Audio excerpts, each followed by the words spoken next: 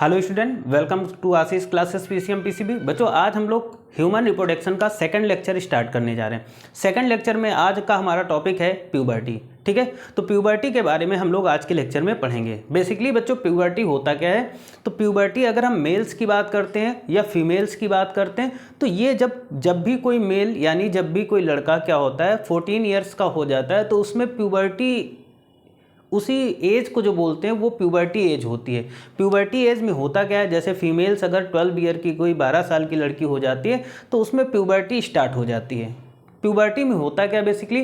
Puberty में basically अगर हम मेल की बात करें तो मेल्स का ग्रोथ होना स्टार्ट हो जाता है, यानी उसमें मेल्स के जो कैरेक्टर होते हैं वो पूरी तरीके से आना स्टार्ट हो जाते हैं। जैसे हम बात करें मेल्स में दाढ़ी और मूंछों का आना, आवाज़ का बहुत ही ज़्यादा हैवी होना, है ना, और जो सेक्सुअल कैरेक्टर ऑर्गन्स है उनका डेवलप्ड होना। वैसे ही फीमेल्स की बात करते हैं तो फीमेल्स में भी सेम कंडीशन होती है। फीमेल्स में जो वॉइस होती है वो बहुत ही पतली हो जाती है। उसके बाद में उसका जो सेक्सुअल कैरेक्टर होते हैं वो उनमें डेवलपमेंट स्टार्ट हो जाता है। और उसके बाद में क्या होता है कि फीमेल्स में मेंस्ट्रुअल साइकिल स्टार्ट हो जाता। तो ये सारे कैरेक्टर हमारे मेल्स और फीमेल्स में जो आते हैं, इसी कैरेक्टर वाली एज को ही हम लोग बोलते हैं प्यूबर्टी एज। ठीक है, तो आज के लेक्चर में हम प्यूबर्टी के बारे में बहुत ही डिटेल से जानेंगे। ठीक है, तो सबसे पहले बच्चों हम बात करेंगे प्यूबर्टी क्या होता है। प्यूबर्टी होता क्या है बच्चों? तो प्यूबर्टी की बात करते हैं तो it is the condition of being or period of becoming first capable of reproducing sexually that brought and by the production of hormones and maturing of reproductive organs like testis and ovaries।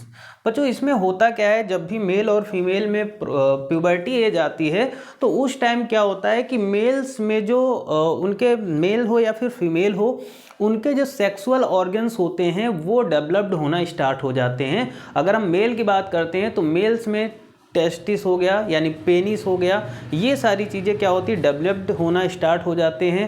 और जो जेंटियल part होता है वहाँ पर hairs का आना start हो जाता है, शोल्डर्स वगैरह काफ़ी चौड़े हो जाते हैं। वहीं फीमेल्स की बात करते हैं तो फीमेल्स में जैसे ही 12 ईयर की कोई फीमेल होगी उसमें प्यूबर्टी एज स्टार्ट हो जाती है। फीमेल्स में ब्रेस्ट का साइज का इंक्रीज होना, है ना, जेंटियल पार्ट पर हेयर आना, है ना, वॉइस का बहुत ही पतला होना। तो ये सारे कैरेक्टर होते हैं बच्चों किसमें? फीमेल्स में। ठीक है, और रिप्रोडक्टिव हार्मोन्स, और देखो मेल और फीमेल में क्या होता है कि बहुत सारे जो हार्मोन्सेस होते हैं वो रिलीज होते हैं। जैसे हम मेल की बात करते हैं तो मेल में टेस्टोस्टेरोन हार्मोन्स रिलीज होने लगता है ना, जिसकी वजह से मेल में क्या होता है, स्पर्म का फॉर्मेशन स्टार्ट हो जाता है। और वहीं फीमेल्स की बात करते हैं तो फीमेल्स में एस्ट्रोजन हार्मोन्स स्टार्ट हो जाते हैं, जो कि किस में हेल्प करते हैं? फीमेल्स में आने वाले जो मेंस्ट्रुअल साइकिल होते हैं उसमें हेल्प करते हैं। ठीक है, आगे puberty start in boys at the age of 14 year.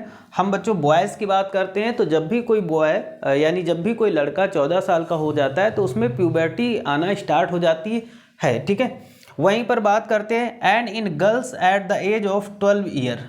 और अगर हम फीमेल्स की बात करते हैं तो गर्ल्स में जो प्यूबर्टी एज होती है वो बच्चों कितना होती है, वो 12 ईयर में प्यूबर्टी एज आना स्टार्ट हो जाती है। ठीक है, during puberty many changes begin to take place in the body of male and female. तो बच्चों वही चीज़ है यहाँ पर, जैसे ही क्या होता है कि प्यूबर्टी एज स्टार्ट होती है, मेल और फीमेल की बॉडी में बहुत सारे चेंजेज स्टार्ट हो जाते हैं, वो चेंजेस हमें देखने को मिल जाते हैं। ठीक है, आगे at the time puberty male hormones start begin release in male and female hormones in females. मतलब जैसे ही प्यूबर्टी स्टार्ट हो जाती है तो मेल में मेल्स हार्मोन्स स्टार्ट हो जाते हैं आना, और फीमेल्स में फीमेल्स हार्मोन्स आ जाते हैं, स्टार्ट हो जाते हैं आना। ठीक है, तो हार्मोन्स की वजह से ही पूरा चेंजमेंट हो जाता है मेल और फीमेल में।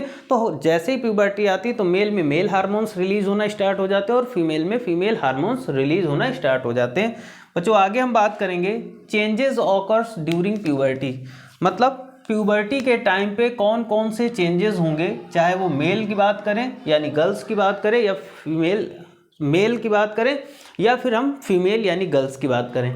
तो सबसे पहले हम देखेंगे बच्चों फीमेल में कौन कौन से चेंज होते हैं जब फीमेल्स में प्यूबर्टी एज आ जाती है। सबसे पहले during puberty body produces two hormones estrogen and progesterone. जैसे ही किसी फीमेल में प्यूबर्टी आती है, प्यूबर्टी एज आती है, तो उस समय उनकी बॉडी में क्या होता है, दो हार्मोन्स रिलीज होने लगते हैं, एक तो एस्ट्रोजन और दूसरा हो जाता है प्रोजेस्टेरॉन। आगे बात करते हैं सेकेंड पॉइंट क्या होगा कि estrogen and progesterone control your menstrual cycle of period. बच्चों जो फीमेल्स में मेंस्ट्रुअल साइकिल ऑफ पीरियड होता है उसको कंट्रोल करने के लिए कौन से हार्मोन, एस्ट्रोजन और प्रोजेस्टेरॉन वर्क करते हैं, यानी उनमें मेंस्ट्रुअल साइकिल जो पीरियड होता है उसको कंट्रोल करने के लिए ये दो हार्मोन्स वर्क करते हैं। Okay, her body size will increase. ऐसे में क्या होता है कि जो फीमेल्स होंगी उनके जो बॉडी का साइज होगा वो इंक्रीज हो जाएगा। Hair on the pubic area begin to develop. मतलब फीमेल का जो प्यूबिक एरिया होता है, प्यूबिक एरिया का मतलब वो पार्ट जो जहाँ पर फीमेल का सेक्सुअल रिप्रोडक्टिव ऑर्गन्स होता है, वहाँ पर जो एरिया होता है उसको बोलते हैं प्यूबिक एरिया। और उस एरिया में क्या होता है, फीमेल्स में हेयर का आना स्टार्ट हो जाता है। आगे देखते हैं डेवलपमेंट ऑफ ब्रेस्ट। फीमेल्स में इसी एज में क्या होता है, जैसे प्यूबर्टी स्टार्ट होगी तो फीमेल्स में जो ब्रेस्ट होते हैं उन ब्रेस्ट में क्या होता है, डेवलपमेंट स्टार्ट हो जाता है ना। मेंस्ट्रुअल साइकिल, और मेंस्ट्रुअल साइकिल भी स्टार्ट हो जाता है फीमेल्स में प्यूबर्टी एज के टाइम। तो ये जनरल चेंजेस होते हैं फीमेल्स में जब उनमें प्यूबर्टी स्टार्ट होती है। उसके बाद बच्चों बात करते हैं इन मेल्स की। तो मेल्स में एट द प्यूबर्टी टाइम कौन कौन से चेंजेस होते हैं। तो सबसे पहले growth of hair, pubic area and chest. देखो फीमेल्स मेल्स में क्या होता है कि उनका जो मेल्स का प्यूबिक एरिया होता है वहाँ पर हेयर की ग्रोथ स्टार्ट होती, और उसके साथ साथ क्या होता है कि मेल्स में जो चेस्ट पार्ट होता है, ये वाला जो पार्ट होता है, यहाँ पर भी हेयर ग्रोथ करने लगते हैं। ठीक, सेकेंड पॉइंट आ जाता है कि development of reproductive organs. Reproductive organs बच्चों जो मेल्स के रिप्रोडक्टिव ऑर्गन्स होते हैं, चाहे हम टेस्टिस की बात करें या पेनिस की बात करें, तो मेल्स में जो रिप्रोडक्टिव ऑर्गन्स होते हैं, टेस्टिस हो या फिर पेनिस हो, उनमें क्या होता है, उनमें जो डेवलपमेंट होता है वो स्टार्ट हो जाता है, यानी इनके साइज में इंक्रीजमेंट होना स्टार्ट हो जाता है। ठीक, थर्ड पॉइंट है कि growth of facial hair like beard. तो मेल्स में क्या होगा कि फेशियल हेयर जैसे दाढ़ी मूछों का आना, बियर्ड का आना, तो ये जो चेंजेस होते हैं ये प्यूबर्टी टाइम पे मेल्स में आपको देखने को मिलेंगे। Okay, voice become deeper. अब देखो आवाज़ बहुत ही भारी वगैरह होने लगती है मेल्स में, बहुत ही भारी एकदम कड़क आवाज़ हो जाती है। जैसे फीमेल्स की बात करते हैं तो उनमें आवाज़ बहुत ही कोमल हो जाती है, लेकिन उसका अपोजिट होता है प्यूबर्टी टाइम में, मेल्स की आवाज़ बहुत ही ज़्यादा मतलब गहरी और बहुत ही ज़्यादा भारी ऊंची आवाज़ होने लगती है। Okay, shoulder become wider. Shoulder become wider का मतलब जो मेल्स में कंधे होते हैं वो चौड़े होने लगते हैं। ये जो हमारे शोल्डर्स होते हैं वो मेल में चौड़े होने लगते हैं। Testosterone hormone start being release at the time of puberty.